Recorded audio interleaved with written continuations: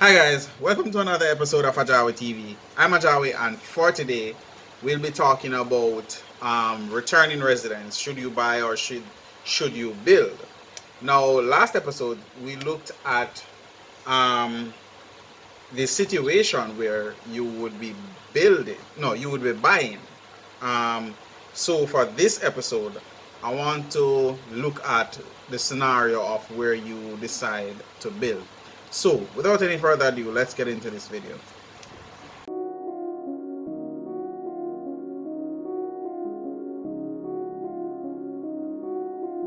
G5, dude. G5, dude. G5, dude. All my life I had to fight, I ain't taking no ill, I paid the price. Remember them days we had no lights, now I'm up 2K, I ain't talking no spikes. Just drop me an avenue.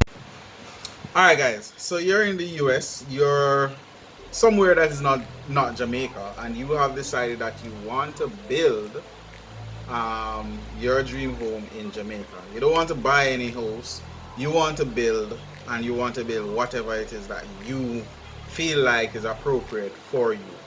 Alright, here are a few things that I believe that you should really, let us say, be mindful of or look out for, and I am basing them on what I would do if I was a returning resident and I decide that I'm going to build my home. Right? So, before we get into that, I want to give a big shout out to one of my followers, Faith M. I want to say thank you for supporting the channel. I want to say thank you for donating to us, right? I really appreciate that. We are actually using your donation in relation to buying some new equipment. So, look out to see better videos as we go along. So, let's get back to our topic. So, you decided to build, right? Now, here's the first thing that I would do. I would get a reputable contractor, right? And how would I get a reputable contractor? I would actually call the Master Builders Association, right? Master Builders Association actually can give you names and numbers of contractors that are reputable, or they have, a good reputation throughout the years, and you can actually even get costing from them, right? So a lot of people have been asking me regularly, what's the cost of construction and stuff like that. You can actually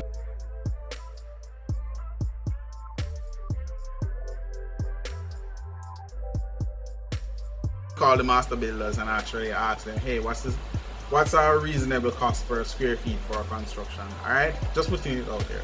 But yeah, you can call the Master Builders Association and ask for recommended contractors, and those contractors will will be in a situation where the master builders themselves are let's say they're governed by the master builders. Basically, I think that's the term that I want to use. Basically, they have joined the Master Builders Association, and what the Master Builders Association does is on a yearly basis they review projects that they have done, and they give awards to them and stuff like that. So they don't want to mess up that reputation. So that's one option. That's one thing that I would do, right? The second thing that I would ensure that I do is I would ensure that I have a building plan. Your building plan is really a roadmap, and I see too many times people are building and they're just building off the top of their head, or they get a picture and they send it to them family, and then family are build based off of the picture and all kind of things. You have to understand that your building plan is really a roadmap, right? If you're leaving from halfway tree to go downtown, right, you have to know where you're going to travel in order to get downtown, right? That's basically what your building plan is your roadmap. You want to get from point A to point B. You know exactly what is at point B. You have made decisions as to which car you're going in, how much gas supposed to be in the car, who are the driver, how old the driver, does the driver has a license. That's exactly what it is as it relates to a building plan. Put it this way, a lot of people, they plan everything in their life. They plan for when they get old, so they have life insurance or health insurance or pension and stuff like that, but yet still they find it very difficult to plan one of the biggest investment that they will make, right, which is buying a home, well, building a home. So they just do it all willy-nilly. So I won't even get into that, because at the end of the day, you should have a building plan, right? Because God forbid you come back to a house that was built without a building plan and the parish council come and say, oh, knock it down. That would be rough, right? And the parish council will knock it down for you. There was a building in Granny Park some years ago that somebody got a plan, got an approval to do 2 bedrooms, and the guy built 15 bedrooms on it, right? And the parish council gave them a stop order, told them to knock off the part that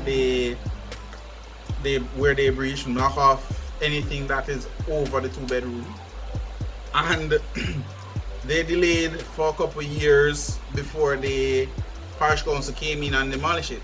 Now, when the parish council come in and demolish a building, what most people don't know is that, and you as a returning resident need to know that, is that if the parish council come and knock down a building on a site, they're not going to do it for free. They're going to put a lien on your property, and you can't sell the property until you pay that lien, or the person who buy the property have to pay that lien. So just try to comply. And if you're a returning resident and you're buying land, ensure that the property that you are buying does not have a lien on it, right? Because you can end up in a situation where the property has a breach or the property has a lien on it, and then when you decide to buy the property and finally it's in your possession, there's a lien on it, and you have to now take on that responsibility. So speak with your lawyer about that. Investigate first before you buy. The next thing that I would do is, if I'm buying a piece of land to build, right, I would go to the area more than once. What will happen is your real estate agent will come to you. You will say to your real estate agent, hey, I want a property to buy, and this is the budget that I have to buy the property, and the real estate agent wants to sell you properties, right? That's their number one goal, is to sell you the property. You go to an area, once you see the property, you like it, the area looks nice that day, and you leave it at that. You make your decision based on that one day that you went to the property. No, don't do that. Go to the property more than once. Visit the location more than once. I give you an example. An associate and I went to a property to buy, right? We're doing, a development of a couple units. So we decided that, hey, going to the property to buy. Went to the property, everything looks nice. Everything looks good. Nice views, nice size, right? Nice size. What else?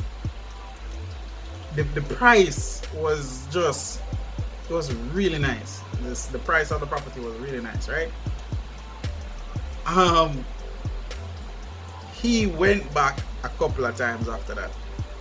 When he went back the second time, him go and him see one bag of goat, man a raise goat on the property. Him go and people over the other property are paying nice, and them are cuss and all kind of something, and old car a bang up over there, and it was a ghetto, but because he went there at a time when the time of day everybody is away, so you're not going to see certain things. When he went back that day, he saw that. Then he left, right? And he told me about it, and I was like, okay, cool. Maybe you need to reconsider, right? He went back another time and questioned the people within the area and asked them, what do they think about the property, what have been happening over the years. And the people in the area actually know. So people actually tell him, say, yo, I hope people buy that and have to geek back, So, tread with caution. And like one of them say whole heap of people come try and buy it already, and more than one person try buy it, and more than one person have titles for it, and more than one person own it, and all kind of thing. And the agent just wanted to sell him the property. So at the end of the day, you have to be vigilant or be careful as it relates to what you are buying. Another thing that you should be doing is look at the area as it relates to the history, right? Is the area flood prone? When rain fall, you have some areas that flood very easily. So you have to be vigilant about that if you're going to build in a certain area. Remember, it's not a gated community where they have gone through all of that already for you. You are the one who is now doing that, right? So you have to take those due diligence and ensure that you are protecting your investment. So you might buy a property in an area that is prone to flooding, right?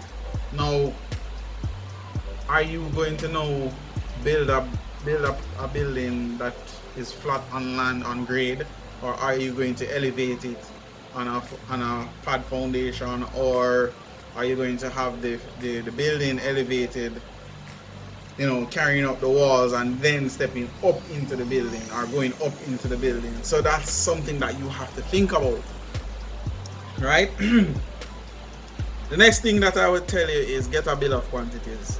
I've always preached that. Know exactly what your budget is, and the only way to do that is to get your bill of quantities done. Once you set your budget, then you can work from there. You want to know how much you're willing to spend, what you're going to be getting for what you're spending, right? I said to you guys the other day that, hey, you can use a certain number to multiply to get a rough idea of what the construction might cost. But I think a lot of people are misinterpreting that and believing that, hey, this is the number, and if you multiply this by this, you will get exactly how much it's supposed to cost you. That's not what I'm saying. What I'm saying to you guys is, when I get a client coming to me to do a design for them or to do a drawing for them, what I will do is ask the client, okay, what's your budget? If the client says $6 million, then I will divide the number by that rate in order to determine, okay, she wants an X size building because this is her budget. Now, it's just an idea of what she can possibly afford, and it should never be used as, hey, this is it. The correct thing to do is to get a bill of quantities done. That's it, period. That's the point that I'm trying to make to you. Alright, so as a returning resident, get your bill of quantities, know exactly what you're building, have your roadmap, and then execute accordingly. Get a reputable contractor or site supervisor, site manager, project manager, you name it. Get that in place and get the job done accordingly. All right. Alright guys, so we're at the end of this video, and I wanted to let you know a few services that we offer returning residents, right? So if you're living overseas and you want updates for your site, we actually offer site inspection, right? We will actually go to your site, measure or take pictures on a regular basis or a periodical basis. We will provide you with drone shots of your site. So we'll fly our drone over at different intervals to show you exactly what is happening. We'll also do a video walkthrough of the building to show you where we are as it relates to construction, or where you are as it relates to construction, right? We'll also speak with your contractor to see, for him to give us an update, and then we'll update you. Yeah, and if it is that you have sent back money to buy land and you have heard that, okay, you know, the land has been purchased for you, we'll actually go to the titles office to check to see what's the status of that land that you're now building on, as it relates to if your name is on the title or if you're the owner of it. All right, so that's pretty much something that will help returning residents and will be a bit more proactive as it relates to securing yourself to come home. All right, so I want to say thank you for watching, thank you for liking, thank you for sharing, and I'll see you next time.